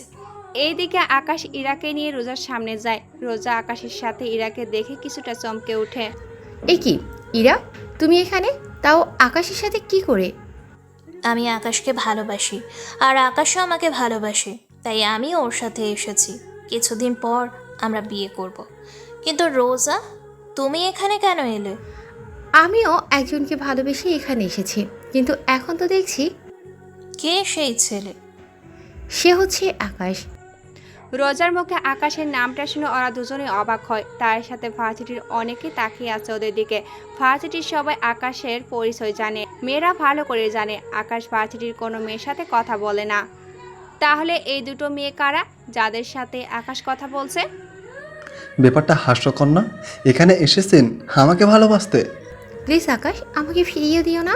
দেখুন, আপনি ভালো করে জানেন আমি ইরাকে ভালোবাসি, তাহলে কি করে বলতে পারছেন আপনি আমাকে ভালোবাসেন? এইদিকে ওরা কথা বলছিল, তখন দূর থেকে কয়েকটা ছেলে ওখানে এসে আকাশের কাঁধে হাত রেখে বলে, কিরে, তুই তো আগে কখনো মেয়েদের সাথে কথাই বলতি না, সেখানে তুই কি না এখন দুটো মেয়ের সাথে, তাও মেয়ে দুটো সেই রকম সুন্দর, তো ওদের যদি তোকে তো মারবো সাথে। ওই কথাটা বলার আগে আকাশ রনিকে একটা খুশি দেয়, এতে করে রনি অনেকটা দূরে গিয়ে পড়ে। কাজটা কিন্তু তুই ভালো করলি না আকাশ। তুই ভালো করে জানিস। আমিও দেখে নেব তোকে। দেখাই যাক। দেখুন রোজা, আপনি আমাকে ভুলে যান, ওটাই ভালো হবে। এরা চলো এখান থেকে। আকাশ ইরাকে নিয়ে ওখান থেকে চলে আসে। এইদিকে রোজা ভাবতে থাকে ইরাকে আকাশের কাছ থেকে কি করে আলাদা করা যায়। তাই রোজা ঠিক করে এই রনিকে হাত করবে, তাহলে আকাশের সম্পর্কে সব জানতে পারবে। এইদিকে আকাশ ইরাকে নিয়ে চলে আসে পার্কে। তুমি এখানে বসো, আমি তোমার কোলে মাথা রেখে শুয়ে থাকি। আচ্ছা থাকো। ইরা মাথা রেখে শুয়ে পড়ল। অন্যদিকে রকি বন্ধু এবং সবার সাথে করে কয়েকজন ছেলেকে আনলো আকাশকে মারার জন্য। ওরা পিছন থেকে আকাশকে মারতে আসে, কিন্তু তখন ভাগ্য ভালো আকাশ ছবি তুলছিল, তাই পিছনের মানুষটাকে আকাশ দেখতে পেল। ওরা মারতে আসলে আকাশ ওদের হাত ধরে ফেলে, অন্য হাত দিয়ে ছেলেটাকে একটা খুশি দিয়ে ফেলে দেয়। ইরা, এই নাও ইয়ারফোনে গান শোনো, আমি 3 মিনিটের জন্য আসছি। বুঝতে পারছি, আচ্ছা যাও। ইরা ওখানে শুয়ে শুয়ে গান শুনতেছে। এইদিকে আকাশ তাড়াতাড়ি করে ওদের কাছে যায়। রকি, তোকে এত মারামারি, তারপরও তোর শিক্ষা হয় না? তোকে তো মারবো সাথে ওই মেয়েটাকেও। ওরা সেই আকাশকে মারতে আসবে, আকাশ পায়ের বুট থেকে বন্দুক বের করে ওদের গুলি করতে থাকে। অনেকেই পালিয়ে যাওয়ার সময় পায়ে গুলি লাগে। আকাশ রকিকে অনেক বুঝিয়ে ওখান থেকে পাঠিয়ে দেয়, কেননা আকাশ এখানে কোনো গন্ডগোল চায় না। আর এতক্ষণ ওদের মধ্যে যে মারামারি হচ্ছিল তা কেউ একজন ভিডিও রেকর্ড করছিল, সে হচ্ছে এতক্ষণ ওদের মধ্যে যে মারামারি হচ্ছিল তা কেউ একজন ভিডিও রেকর্ড করছিল, সে হচ্ছে রোজা। রোজা এতক্ষণ ধরে ওদের ভিডিও করছিল, কেননা রকির সাথে আকাশের শত্রুতা কি তা রোজা ভেবে নেয় রকির থেকে জেনে নেবে। কিছুক্ষণ আকাশ ইরার কাছে আসে, ইরা উঠে আবারও আকাশের কোলে শুয়ে পড়ে। এদিকে রকির কিছু লোক রকিকে হসপিটালে নিয়ে যায়। রকিকে হসপিটালে নিয়ে যাওয়ার পর রোজাও হসপিটালের দিকে চলে যায়। এইদিকে ওরা আরও কিছুক্ষণ সময় কাটায়। দুপুরের দিকে আকাশ ইরাকে নিয়ে রেস্টুরেন্টে যায়। ওখানে ওরা খাবার খেতে থাকে। খাবার খেয়ে ইরাকে নিয়ে আকাশে বাসায় চলে আসে। এদিকে রকিকে দেখতে ওর বাবা আসলো। ডক্টর, আমার ছেলে কেমন আছে? কিবরিয়া ডক্টরের থেকে জানতে পারে রকি এখন ঠিক আছে। এদিকে রোজাও রকির কাছে আসে। কেমন আছেন? জি ভালো, কিন্তু আপনাকে তো ঠিক চিনলাম না। আমাকে না চেনারই কথা। আচ্ছা, আপনার সাথে আকাশের কি শত্রুতা? তাছাড়া আকাশে তো ভালো ফাইট করে কি করে? তখনই রকির আব্বু চলে আসে। কেমন আছিস বাবা তুই? এই তো এখন ভালো আছি। তা এই মেয়েটিকে? জানি না আব্বু, এই মেয়েটি আকাশের সম্পর্কে জানতে এসেছে। তুমি আকাশের কি হও? আমি ওর কেউ হই না। আপনারা আকাশের সম্পর্কে যতটুকু জানেন প্লিজ আমাকে বলবেন। আকাশের আব্বু এই দেশের ধনীদের তালিকায় 3 নম্বরে আছে, আর আকাশ ওনার একমাত্র ছেলে। আকাশ মারামারি একটু বেশি করে, ও চোখের সামনে অন্যায় দেখলে এমনটা করে, যার কারণে আমার ছেলের সাথে ওর প্রতিনিয়ত মারামারি লেগেই থাকে। আমার যতটুকু জানার ছিল আমি জেনে গেছি, এবার তাহলে উঠি। রোজা ওখান থেকে চলে যায়। ওইদিকে আকাশ কি করবে কিন্তু ভেবে পাচ্ছে না, কেননা ইরার সামনে আকাশ মারামারি করতে পারছে না। কেননা ইরা জানে আকাশ অনেক ভদ্র, কিন্তু মুখোশের আড়ালে আকাশ অনেক ভয়ঙ্কর। তা যদি ইরা জানতে পারে তখন কি হবে, এটাই আকাশ ভাবছে। ওই দিন রাতের বেলায় আকাশ বের হয়ে আসে জঙ্গলের আস্তানার দিকে, কিন্তু ওখানে এসে আকাশ ওর সব লোকদের রেডি হতে বলে। আসিফ, সবগুলো লোক কি রেডি হয়েছে? হ্যাঁ বস, সবাই রেডি। এখন শুধুমাত্র আপনি হুকুম দিলে আমরা বেরিয়ে পড়ব। তবে কোথায় যাবেন আর কি পরিমাণে অস্ত্র নিতে হবে তা বলে দেন, তাহলে ভালো হবে। পর্যাপ্ত পরিমাণে সব কিছু নিয়ে নাও। তাই হবে বস। ওরা সব কিছু রেডি করে বেরিয়ে পড়ে গাড়ি নিয়ে কিছু দূর যাওয়ার পর আকাশ ওদের সবাইকে থামতে বলে। এবার তোমরা সবাই আলাদা আলাদাভাবে যাবে। মানে হচ্ছে আমরা চারদিক থেকে ওদের ঘিরে ফেলবো, এরপর আমরা ওদের আক্রমণ করব। তাই হবে বস। ওরা সবাই চারপাশ থেকে ওই জায়গাটা ঘিরে দাঁড়ায়। ওরা একে একে সবাই যেই বাসা থেকে বের হতে যায় অমনি আকাশের লোক ওদের মেরে ফেলছে। এভাবে অনেক লোককে ওরা মেরে ফেলে, কিন্তু আশ্চর্য কথা হলো মাত্র 5-6 জন লোক এই ঘরে ছিল। এটা জেনে আকাশ আশ্চর্য হয়, কেননা আকাশের জানা মতে এখানে অনেক লোক থাকার কথা এবং এখানে আজকে নারী পাচার করার কথা কিবরিয়া হলো রকির বাবা, যিনি রাজনীতির সাথে জড়িত, আবার মাফিয়া গ্রুপের সাথেও জড়িত। আকাশ ওর লোকজনকে নিয়ে ভেতরে যায়, কিন্তু ওখানে অনেক লোক নেই। আর এই তোমরা ভালো করে আশেপাশে খুঁজে দেখো, কোনো গুপ্ত দরজা তো অবশ্যই পাবে। ঠিক আছে বস। ওরা সবাই মিলে গুপ্ত দরজা খুঁজতে থাকে। অনেকক্ষণ পর ওরা গুপ্ত দরজা খুঁজে পেল। ওই দরজা দিয়ে ভেতরে ঢুকতে থাকে। ওখানে গিয়ে ওরা একটা ম্যানহলের মতো জায়গায় গিয়ে পৌঁছায়। তোমরা 3-4 জন করে এক একজন এক এক টানেলের ভিতর দিয়ে যাও। যদি ওদের দেখতে পাও তাহলে ফিরে এসে সবাই ঠিক এই জায়গায় আসবে। এরপর আমরা সবাই মিলে ওখানে যাব, তবে নিচ থেকে কিছু করতে যেও না। ওরা সবাই খুঁজতে থাকে। কিছু দূর গিয়ে ওরা একটা মুখ দেখতে পায়। ওরা মুখের দিকে যেতে থাকে। ওখানে গিয়ে ওরা কয়েকটা ট্রাক দেখতে পায়। তাই ওই লোকগুলো পিছিয়ে এসে ওই জায়গায় আসে। ওরা ওখানে এসে বাকি লোকদের দেখতে পায়, তাই ওরা সাবধানে ভিতরে ঢুকে যায়। ওখানে গিয়ে ওরা বুঝতে পারে ওরা একটা পাহাড়ের ভেতরে রয়েছে, কেননা পাহাড়ের বাহিরে ওখানে রয়েছে ওই ট্রাকগুলো। বস এখন কি করব? গুলি চালাও, তবে মেয়েগুলোর গায়ে যেন না লাগে। তাই ওরা গুলি চালাতে বললে ওর লোকেদের। অন্ধকারে আকাশের লোক ভালোই দেখতে পাচ্ছিল, কারণ পাহাড়ের বাহিরে গাড়িগুলোর কাছে আলো ছিল। টার্নেলের ভেতরে থাকা লাইটগুলো ওরা তার কেটে দেয়। এতে করে ভেতরে অন্ধকার। আকাশ ওর লোকদের নিয়ে আস্তে আস্তে ভেতরে দিয়ে শুয়ে শুয়ে সামনে এগোচ্ছে। অনেকটা পথ ওরা যেতে যেতে অনেক লোকই মেরে ফেলেছে। ওদের যেহেতু মারা শেষ, তাহলে গাড়ির দরজা খুলে দাও। ওরা দরজা খুলে ভিতরে অনেককেই দেখতে পায়, তাই একে সবাই বের করে নেয়। ওরা অনেক ভয় ছিল। এইদিকে ওদের নিয়ে আকাশ পুলিশ স্টেশনের সামনে নামিয়ে দিয়ে আকাশ চলে যায়। এদিকে মেয়েগুলো ভিতরে গিয়ে ওদের ঠিকানা দিয়ে দেয়। এতে করে সকলে হলেই ওদের বাড়িতে পৌঁছানোর ব্যবস্থা করবে। ওদের সব ব্যবস্থা করে আকাশ বাসায় চলে আসে। আজকে বিরা আকাশের রুমে শুয়ে আছে, তাই আকাশও বারান্দায় গিয়ে শুয়ে পড়ে। সকালে আকাশ উঠে ফ্রেশ হয়ে নেয়। এদিকে আকাশকে দেখে ইরা এখনও ঘুমাচ্ছে, কারণ তখন সকাল 7টা বাজে। তাই ইরাকে না জাগিয়ে আকাশ বের হয়ে আসে। আম্মু আমাকে নাস্তা দাও। কি রে, তুই আজকে এত তাড়াতাড়ি উঠে গেলি কেন? ঘুম আসছিল না, এখন খেতে দাও। ইরাকে আসার সময় নিয়ে আসছে। এখন মাত্র 7টা বাজে, তুমি আমাকে খেতে দাও, আমি একটু বাইরে যাব। ও আস্তে আস্তে আমি ফিরে আসব। আকাশ রাস্তা করে বেরিয়ে পড়ে আকাশ পথে যেতে রোজাকে দেখতে পায়। কেননা রোজা আগে থেকেই ওখানে ছিল, তাই আকাশ গাড়ি থামিয়ে রোজার কাছে যায়। রোজা, আপনি এখানে কেন? আর পথ আটকে কেন দাঁড়িয়ে আছেন? তার আগে এটা বল, রোজা সবসময় একজন ভদ্র ছেলেকে বিয়ে করতে চেয়েছিল, কিন্তু এখানে এসে জানতে পারলাম তুই মোটেও ভদ্র না, সারাক্ষণ মারামারি করিস। যদি এ কথা এরা জানতে পারে তাহলে কি হবে ভেবে দেখেছিস? যা হওয়ার পরে হবে, কিন্তু ইরাকে জানিয়ে তোর কি লাভ? লাভ তো আমারই হবে, কারণ এরা তোর জীবন থেকে চলে গেলে আমি তোর জীবনে এঁটে নেব। তোর সাহস তো কম না? তোকে তো আমি দেখ, আমার সময় যাচ্ছে, তাই আমার সামনে থেকে যেখানে যাওয়ার যেতে পারিস। আমি পার্কের ভিতর মারামারি করার সময় ভিডিও করে নিয়েছি। এই ভিডিওটা যদি এরা দেখে তাহলে? সেই সুযোগ তুই কখনো পাবি না, তাই এখন রাস্তা থেকে সরে দাঁড়া।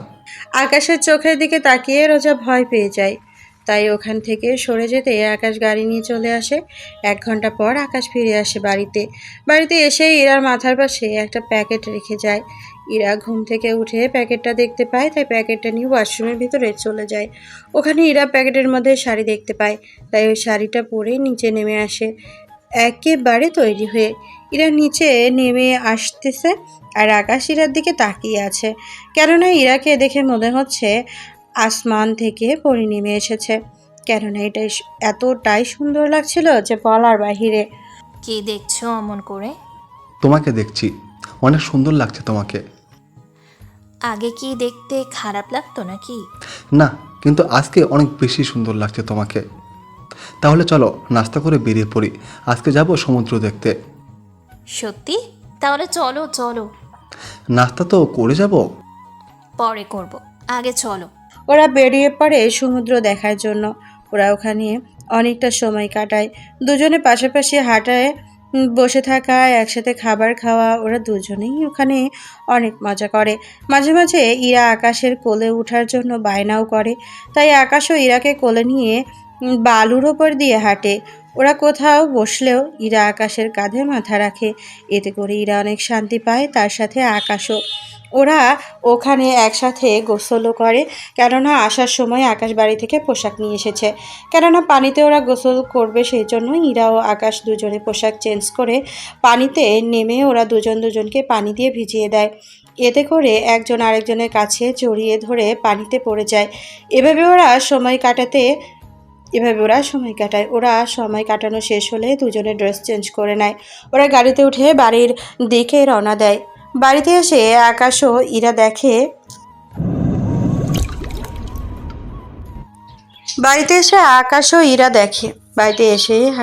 দেখে আকাশের ফুপু ফুপা ও ঈশা বসে আছে। তার সাথে ইরার বাবা মাও। ইরা ওর বাবা মাকে দেখে দাঁড়িয়ে গিয়ে জড়িয়ে ধরে। এদিকে ঈশা এসে আকাশকে ধরে। কোথায় গিয়েছিলি তোরা? আমরা সেই বিকাল থেকে অপেক্ষা করছি, আর তোরা এই রাতে এলি? আমরা সমুদ্রের ধারে গিয়েছিলাম। এদিকে ইরা ওর বাবা মায়ের সাথে কথা বলতে থাকে। মা বাবা, তোমরা আসার সময় জানিয়ে কেন আসোনি? তোকে সারপ্রাইজ দিব বলে। তা তোরা কোথায় গিয়েছিস? আব্বু, আমরা সমুদ্রের ধারে গিয়েছিলাম। তুমি জানো, ও আমাকে প্রতিদিন ঘুরতে নিয়ে যায়। সত্যি এরা, তুই কত সুখী। এত বড় বাড়ির বউ হবি, তারপরও অনেক ভালো স্বামীও পেয়েছিস। হ্যাঁ আম্মু, আমি সত্যি অনেক লাকি, এত সুন্দর একটা পরিবার পেয়েছি। ওরা সবাই কথা বলতে থাকে। তখন আকাশের আব্বু অফিস থেকে ফিরে আসে। উনি ফিরে আসতেই ঈশার বাবা মা ও ইরার বাবা মা ওনাকে সালাম দেয়। উনি সালাম নিয়ে সবার সাথে পরিচয় হয়ে নেয়। কিছু মনে করবেন না, মাত্র অফিস থেকে ফিরছি। আমি অনেক টায়ার্ড, তাই আমরা কাল সকালে ওদের বিয়ে নিয়ে কথা বলবো। ইরার বাবা মা ওরা দুজনেই হ্যাঁ বলে, কারণ ওনারা অনেক টায়ার্ড। শুধু আকাশের আব্বুর জন্য সবাই এত সময় ধরে এখানে বসেছিল। ওরা সবাই ডিনার করে চলে যায় ওদের রুমে। ঈশা ও ইরা একটা রুমে ঘুমায়, বাকিরা ওনাদের রুমে। পরের দিন সকাল 11টায় ওনারা বসে আছে আকাশ ও ইরার বিয়ের কথাবার্তা নিয়ে। ওনারা ওদের বিয়ের তারিখ ঠিক করে নেয়। ওদের বিয়েটা আমরা কালকের দিনের ভেতরে দিয়ে দিব। আকাশের আব্বুর কথায় অনেক রকমের মন্তব্য করে, কারণ এখনও বিয়ের কোনো শপিংও হয়নি, সেজন্য তার উপরে বাড়ির সহ সব সাজানো বাকি রয়েছে। দেখুন, ইরার যা যা লাগে সব কেনা হয়ে গেছে, রাতের মধ্যে সব চলে আসবে। বাড়িটা সাজানোর দরকার নেই, আর আপনারা দেশে না গিয়ে এখানে থেকে আপনার মেয়ের সাথে থাকতে পারেন, কারণ ওখানে আপনাদের দেখাশোনা করার জন্য কেউ নেই। যদি ইরার ভাই অথবা কোনো বোন থাকতো তাহলে হয়তো ওর জন্য ফিরে যেতে পারতেন, কিন্তু সবকিছু যেহেতু এখানে, তাই ওখানে যেতে হবে না। তার মধ্যে আকাশ আপনাদের ওখানে নিয়ে যাবে, সাথে ইরাকেও। ওখানে আপনারা কয়েকদিন সময় কাটিয়ে আবার আকাশের সাথে চলে আসবেন। কিন্তু কোনো কিন্তু নয়। এদিকে রোজা এসে বলে, বা আঙ্কেল, ভালোই তো, ছেলের শ্বশুরকে এখানে রাখতে চাইছেন, ভালো কথা, কিন্তু আপনার ছেলে যে ইরাকে ঠকাচ্ছে তার কি হবে? রোজা কথা শুনে ওখানে থাকা সবাই একে অপরের মুখের দিকে তাকিয়ে আছে, কেননা কেউ এই মেয়েটিকে চেনে না। তার উপরে এইসব আজে বাজে কথা বলছে, সেই জন্য। এই মেয়ে কে তুমি, আর বাড়িতে ঢুকলে কি করে, তার উপর এসব কি কথা বলছো? আমি ঠিকই বলছি, আপনার ছেলে মারামারি করে, অথচ আপনার হবু বৌমা এই সম্পর্কে কিছুই জানে না। এটা কি ঠকানো বলে না? ও মারামারি করে, এতে তোমার কোনো সমস্যা হচ্ছে রোজা? এটা ঠিক, আমি মারামারি পছন্দ করি না, তাই বলে কারোর কাছে মার খেয়ে চলে আসবে তাও তো মেনে নিতে পারি না। ওই সময়ে বাংলাদেশে তুমি মেয়ে ছিলে বলে কোনো ছেলে তোমার গায়ে হাত তুলতো না, তাই ওই দিন ওর মার খেয়েছে। কিন্তু এটা ওর নিজের দেশ, এখানে ওকে কেউ মারতে আসলে তার তো প্রতিবাদ ও করবেই। এরা, তুমি বুঝতে পারছো না ব্যাপারটা? বুঝেছি আমি, ও কতটা সরল ছেলে তা আমি জানি। বাংলাদেশে ওর সাথে কয়েকটা দিন সময় কাটিয়ে বুঝতে পেরেছি, তার উপর এখানে এসে ওকে আরও ভালো করে জেনেছি। ও ভার্সিটিতে কোনো মেয়ের সাথে কথা বলে না, তা আমি ওখানে গিয়ে জানতে পারলাম। দেখো, নিজের আত্মরক্ষায় মারামারি করলে কোনো সমস্যা নেই, তাই তুমি যা পাওয়ার জন্য এখানে এসেছো তা তুমি কখনো পাবে না। না পেলে রোজ করে নেব আমি। কাল আকাশের বিয়ে, তাই সময় পাবেন না। দেখা যাক। রোজা ওখানে থেকে চলে যায়। এদিকে রোজা যাওয়ার পরই একের পর এক প্রশ্ন করেই চলেছে ইরাকে। ইরা সবার প্রশ্নের উত্তর দিতে থাকে, সবাই পরে সবটা বুঝতে পারে। এইদিকে ওই দিন থেকে ওদের বিয়ের কার্যক্রম শুরু হতে থাকে।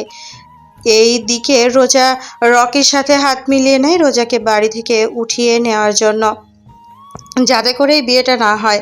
এদিকে রনিও প্রতিশোধের জন্য রাজি হয়ে যায়। ওই দিন রাতে রকি ওর লোকজন নিয়ে ইরাকে বাড়ির সামনে থেকে কৌশলে উঠিয়ে নিয়ে গিয়ে আটকিয়ে রাখে। এদিকে ইরা তো বুঝতে পারছে না কেন ওকে এখানে আনা হলো। ইরাকে একটা গোডাউনে এনে রাখা হয়, তার উপর রকির বাবার তো লোকজন আছেই, কেননা রকির বাবাও মাফিয়া হওয়ায় অনেক লোক আছে, এতে করে সুবিধাই হয়েছে। এদিকে রোজা ইরা মোবাইল দিয়ে আকাশকে কল দেয়। কেমন আছো আকাশ? এ কি ইরা, তোমার কণ্ঠ এমন দেখাচ্ছে কেন? কারণ আমি রোজা, সেজন্য। মানে ইরার ফোন তোমার কাছে কেন? তার মানে তুই ইরাকে? একদম ঠিক ধরেছিস, আমি রোজাকে কিডন্যাপ করেছি। ওদের একটা শর্তে ছেড়ে দেব, যদি তুই আমাকে বিয়ে করিস। তা কখনোই সম্ভব না। তাহলে যে ইরাকে হারাতে হবে। আমি রাজি, তবে ইরাকেও ওখানে উপস্থিত থাকতে হবে। তাহলে তো আরও ইন্টারেস্টিং হবে। প্রেমিকা তার প্রেমিককে অন্য কারোর সাথে বিয়ে হতে দেখবে। এই নে, একটা জায়গায় নোট কর, এখানে চলে আসবি। এদিকে আকাশের জায়গার নামটা চেনা চেনা লাগছে, কেননা এই জায়গায় কিবরিয়ার আস্তানা। তাই আকাশ ভাবে, তার মানে রোজার সাথে কিবরিয়া ও রকি ওরা তিনজনে হাত মিলিয়েছে, কিন্তু ওরা রোজার উপকার করে ওদের কি লাভ হবে? এইদিকে কেউই জানে না ইরা যে নিখোঁজ। তাই আকাশ বাড়ি থেকে বের হয়ে ঈশাকে কল দিয়ে জানিয়ে দেয় আকাশ ইরাকে নিয়ে একটু ঘুরতে গিয়েছে, রাত ৩টা-৪টার ভেতরে চলে আসবে। ঈশা এবং ইরার বাবা মাকে কথাটা বলে দেয়, যাতে করে ওরা সবাই ইরা যে নিখোঁজ হয়েছে তা না জানে। আকাশ গাড়ি নিয়ে ওর আস্তানায় চলে আসে। ওখানে এসে ওর যত লোকজন আছে সবাইকে নিয়ে বেরিয়ে পড়ে কিবরিয়ার আস্তানার দিকে। ওখানে চারপাশে আকাশ ওর লোকদের রেখে শুধুমাত্র আসিফকে নিয়ে ভেতরে যায়। ওখানে কিংকে দেখে কিবরিয়া অবাক হয়ে যায়, কেননা কিং কখনো এখানে আসেনি, কিন্তু আজকে আসতে কিবরিয়া অবাক হয়। আরে কিং, আপনি এখানে, তাও আবার আমার মতো মাফিয়ার কাছে? আমি এখানে কথা বলতে আসিনি, এখানে একটা মেয়েকে আটকে রাখা হয়েছে, আমি ওই মেয়েটিকে নিয়ে যেতে এসেছি। এ কি করে সম্ভব কিং? আমি এত কিছু জানি না, মেয়েটিকে আমার চাই। এদিকে কিবরিয়া কি করবে বুঝতে পারছে না। অন্যদিকে কিংয়ের কথাও অমান্য করলে কিং কিবরিয়াকে মেরেও ফেলতে পারে, তাই কিবরিয়া বাধ্য হয়ে ইরাকে ছেড়ে দিল। এইদিকে ইরা আকাশের সাথে আসতে চাইছে না, কারণ ইরা এক মাফিয়ার কাছ থেকে অন্য মাফিয়ার কাছে যাচ্ছে, সেই জন্য। তাই আকাশ ইরাকে আনজান করে নিয়ে যেতে চাচ্ছিল। তখনই রোজা ওখানে চলে আসে। রোজার সাথে ধাক্কা খেয়ে আকাশের মুখ থেকে মাস্ক পড়ে যায়, এতে করে রোজা আকাশকে চিনে যায়। এ কি, তুই এখানে? আর ইরাকে নিয়ে এভাবে তুই যেতে পারিস না। কিবরিয়া সাহেব, আপনি আকাশের কাছে ইরাকে কেন দিয়েছেন? আকাশ কোথায়? আমি তো কিং এর কাছে দিয়েছি। ও কিং নয়, ও আকাশ, আর ওকেই আমার বিয়ে করার কথা ছিল, কিন্তু কি করলেন? ওকে এত তাড়াতাড়ি করে ছেড়ে দিলেন? কি ও তাহলে কিং নয়? কিন্তু তাহলে কিং এর ডান হাত আসিফ এই ছেলেটার সাথে কেন? কারণ আমি কিং, আবার আমি আকাশ। কি? তার মানে তুই এতদিন সবাইকে বোকা বানিয়েছিস? কথাটা বলে ওরা এগুলো করতে থাকে। এদিকে আকাশের সাথে থাকা লোকজনগুলো গুলি করতে থাকে। আকাশ ইরাকে নিয়ে ওখান থেকে বেরিয়ে গাড়িতে এনে রাখে এবং ওদের বলে দেয় ইরাকে যেন কেউ ওখান থেকে নিয়ে না যেতে পারে। ইরাকে ওখানে রেখে আকাশ ভিতরে যায় এবং ওখানে একের পর এক লোকদের মারতে থাকে। ওদের মারা শেষ হয়ে গেলে কিবরিয়া ও রকি রোজা বাকি আছে, তাই আকাশ ওদের সামনে যায়। দেখুন মিস্টার কিবরিয়া, আপনাদের ইচ্ছে করলে মেরে ফেলতে পারতাম, কিন্তু মারবো না। আমি চাই আপনাদের একটা সুযোগ দিতে। বাকি রইল রোজা। দেখো রোজা, জোর করে কখনো ভালোবাসা হয় না, তাই আমাকে কথাগুলো ভুলে যাও। বলে আকাশ ওখান থেকে আসতে যাবে, তখনই রকি রোজাকে গুলি করে। আকাশ পেছনে তাকিয়ে রোজার এই অবস্থা দেখে রকি ও রকির বাবাকে আকাশের লোক গুলি করে মেরে ফেলে। আকাশ ওখান থেকে বের হয়ে চলে আসে। ইরাকে নিয়ে আকাশ বাড়িতে আসে। কেউ কিছু জিজ্ঞেস করলে আকাশ বলে দেয় ইরা ঘুমিয়ে পড়েছে। পরের দিন সকালে ইরা ঘুম থেকে আকাশকে দেখে, তাই দৌড়ে এসে জড়িয়ে ধরে। এদিকে দুপুরের দিকে আকাশ ও ইরার বিয়ে হয়ে যায়। রাতে যখন ইরাকে আকাশের রুমে বসানো হলো, তখন আকাশ ইরাকে বলে, ইরা, তোমাকে একটা কথা বলার ছিল। আমি জানি কি বলবেন। ওই রাতের কিং তুমি ছিলে, তাই না? তুমি কি করে জানো? যখন আমাকে অজ্ঞান করেন তখন আমি তোমার আঙুলে আংটি দেখি। ওই আংটি দেখে কথা দাও, আমাকে কখনো ছেড়ে যাবে না। কথা দিলাম, তবে তোমাকেও ওই পথ ছেড়ে দিতে হবে। তোমার জন্য সব ছেড়ে দেব। এরপর ওরা দুজনে হারিয়ে যায় ভালোবাসায়, যেখানে কোনো মাফিয়া থাকবে না, থাকবে শুধু ভালোবাসা। গল্পটা কেমন হয়েছে তা অবশ্যই কমেন্ট করে জানাবেন। গল্পের শেষটা অনেকের পছন্দ হবে, আবার অনেকের পছন্দ হবে না, এটাই স্বাভাবিক।